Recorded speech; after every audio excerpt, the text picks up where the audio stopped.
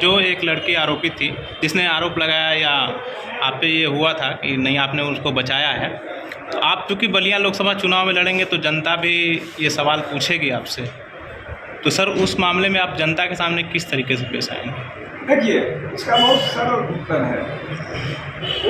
उस घटना के कई पहलू हैं।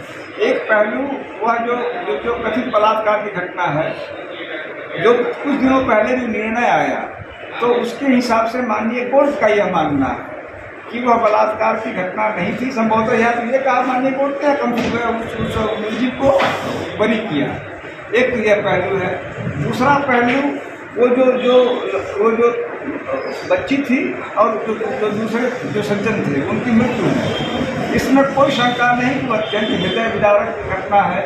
वह एक ऐसी घटना है जिसमें मैं जेल में 7 महीने रहा। मुझे इस बात का मुझे आज तक अफसोस नहीं है कि मैंने इस बात के लिए ट्वीट क्यों किया कि सही जांच हो। इसका मुझे अफसोस नहीं है। इस बात का निरंतर अफसोस है कि अनजाने में, कई बार आप कोई चीज़ जानते नहीं हैं कि मेरे कार्य का वह परिणाम होगा। अनजाने में उस ट्वीट को अगर किसी भी चीज़ के लिए थोड़ा भी कष्टप्रद हो, उसका कष्ट होता है। और इस बात का वो हृदय विदारक घटना जो थी उसका मुझे, हर व्यक्ति की तरह मुझे भी बेहद अफसोस है कि आखिर उस तरह घटना घट गई। मैं यह जानता हूँ, मेरा दिल जानता है, और कल को मुझे विश्वास है कि कानून भी ये कहेगा कि मैं उसके लिए किसी भी प्रकार से जिम्मेदार नहीं हूँ। ऐसा मुझे विश्वास है, क्योंकि मामला संबंधित है, तो अब उसके अलावा मुझे कहना उचित नहीं है। लेकिन हाँ, वो घटना घट गई, इसका अफसोस तो होता ही है और बेहद अफसोस है इस बात का।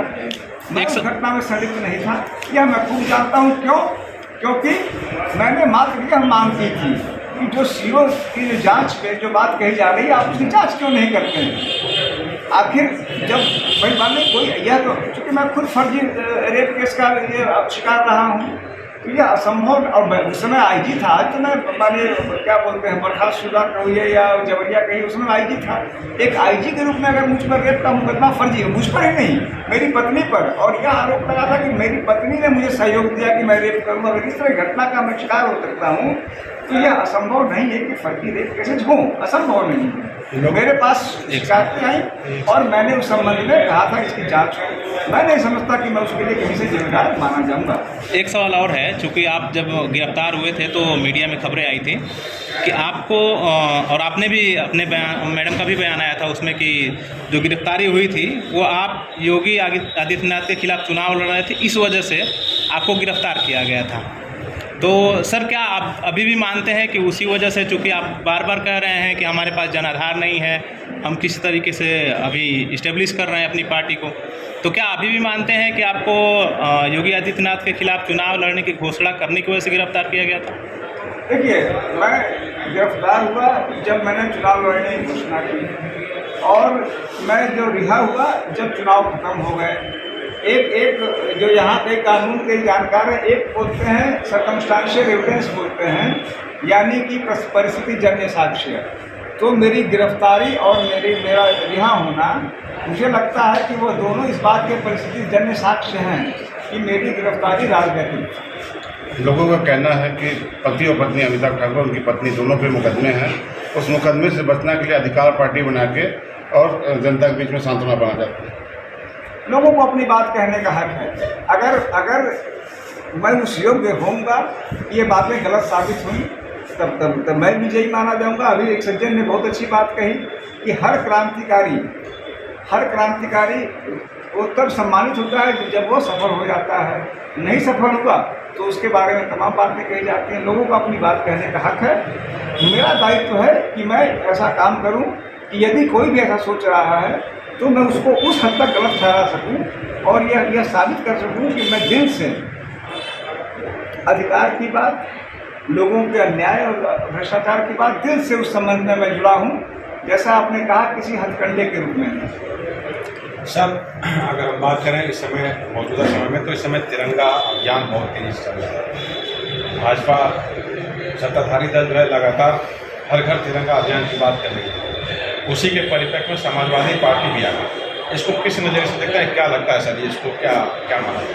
देखिए, जहाँ तक राष्ट्रवाद का कंसेप्ट है, राष्ट्र के प्रति समर्पण की बात है, इस पर दो विचार नहीं हो सकते हैं, क्योंकि परिवार के प्रति, राष्ट्र के प्रति, देश के प्रति, भाषा के प्रति लगाव होना चाहिए। इंसानी एक मैं समझता हूँ कि ज़रूरत भी है, फितरत भी है। मेरा यह इस बारे में यह व्यक्तिगत मत है, यह मेरा कोई सार्वजनिक मत नहीं है, व्यक्तिगत मत है कि लेकिन किसी भी चीज़ को इस प्रकार से कि यही अंतिम सत्य है और इसके विपरीत कुछ भी अगर आपने कह दिया तो आप जो देश के खिलाफ हैं, देशद्रोही हैं। मेरा मानना है कि ऐसा नहीं होना चाहिए। यदि कोई व्यक्ति देशद्रोह का वास्तविक कर्म नहीं कर रहा है तो अनावश्यक किसी को इसीलिए कि उसने एक छोटी सी बात को उस रूप में नहीं कहा जिस रूप में मैं कह रहा हूँ, यदि वो नहीं मान रहा है तो वो देशद्रोही हो गया। वह स्थिति मेरे ख्याल से देश हित में नहीं है। लेकिन बुनियादी तौर पर देश के प्रति, संविधान के प्रति, राष्ट्र के प्रति, परिवार के प्रति जहाँ से शुरू होता है निष्ठा रखना, स्नेह रखना, विश्वास रखना मेरे ख्याल से हर व्यक्ति के लिए होना चाहिए और उस हद तक अनुशासन भी होना चाहिए। लेकिन अनुशासन को इस हद तक न खींच देना चाहिए कि वो मैंने कल को लगे कि हम चीन में रह रहे हैं।